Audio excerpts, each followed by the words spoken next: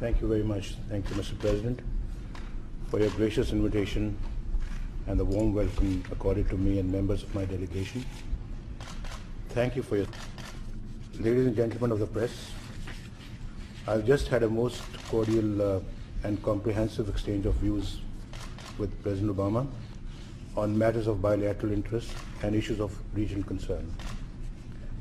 I have conveyed to the President the warm and cordial greetings of the people of Pakistan for the friendly people of the United States of America. Over the past 60 defense of freedom, our two countries are bound by a common commitment to the cherished values of democracy.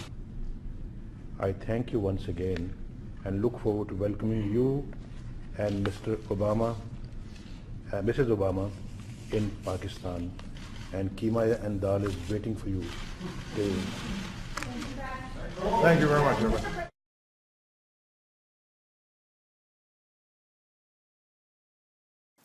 How important are solving these problems to your country's economic future?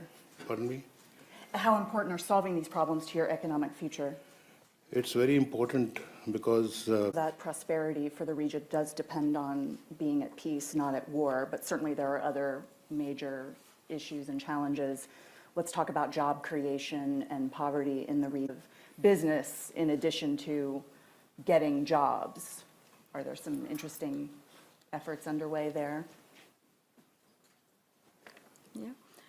And the right way to go. I've just answered your question earlier, but I said Pakistan, of course, has 70% of the population of Pakistan is below the age of 30 years, and not only that, we are encouraging private sector, the private banks, to provide loans on easy terms to all the applicants. At the same time, government sector, and all those you see, private sector banks which were making huge profits before nationalization went into heavy losses, and then after to the East Asia is so important. The World Bank says the region needs to spend as much as 2.5 trillion with a T on infrastructure by 2020 to have enough power, water, and roads to serve its population. What's got to happen to fill that gap? So I'd like to mention that Fast enough to be able to fill the gap in your own country? Well, we have, when you talk about connectivity, we have embarked upon some mega projects in our region that will harness the markets and resources of our adjoining regions. And we took out a few, of course, TAPI, which is Turkmenistan, Afghanistan, Pakistan, India. It's a gas pipeline which is now being laid from Turkmenistan right up to India. It will pass Afghanistan and Pakistan. And that will also meet some of our major requirements of gas. And at the same time, there's a Central Asia, South Asia project which will provide, which will supply about 1,000 megawatts of electricity to Pakistan alone. So, and that will be clean and cheap energy. So we are also in the process of building Gwadar, which is the southernmost part of Pakistan. It will be a state-of-the-art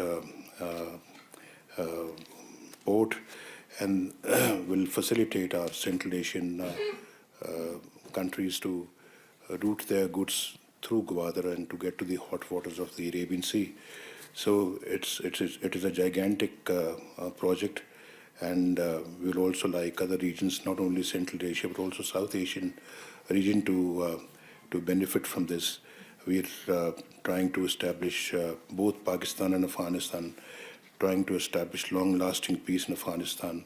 So if we achieve peace in Afghanistan, of course, there are a number of other projects that we can do together. And both Pakistan and India, once we're able to normalize our relationship and resume the composite dialogue, the comprehensive dialogue, I think both countries have tremendous potential to cooperate with each other and to to have good economic cooperation. As the CEO of one of India's largest banks, how do you feel